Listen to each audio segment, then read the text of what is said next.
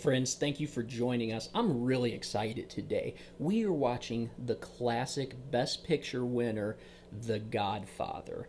One of the most iconic scenes in The Godfather is when Sonny Corleone is going to the aid of his sister only to be ambushed at the toll booth. Now, if you haven't seen this or it's been a while since you've seen it, it's a pretty dramatic scene.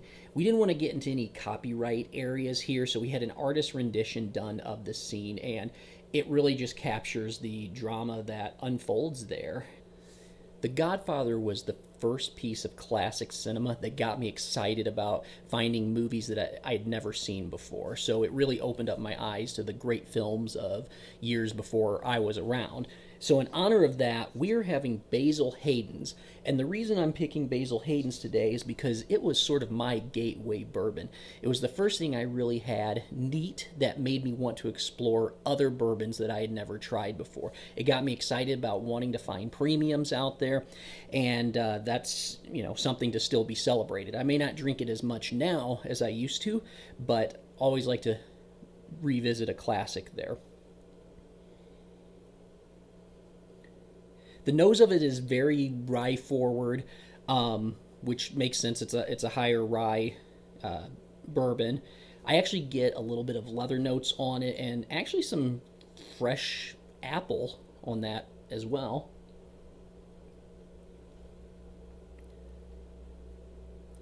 It's a really quick one, doesn't linger too long, but you get that spiciness, that rye forward taste. What I find interesting is this shares a mash bill with Old Granddad, but I actually get the rye notes more on Basil Hayden, which kind of surprises me, but just the way that my palate seems to work there. It has an oily taste to it, quick finish, but a very warming one. So I find it a good classic to come back to. So I want to know what you're watching. I want to know what you're pairing it with. What was your gateway bourbon that got you excited about trying other bourbons out there? In the meantime, I'm going to get back to The Godfather, and until next time, cheers.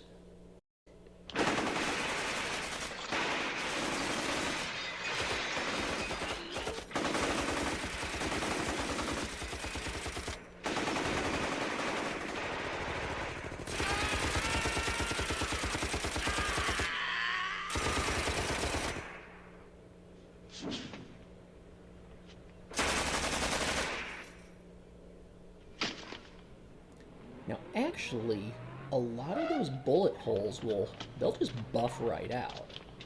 Need a little bit of paint, I think, to fix that up. The problem is you gotta get someone to drive it to the body shop, but otherwise, that car is worth saving.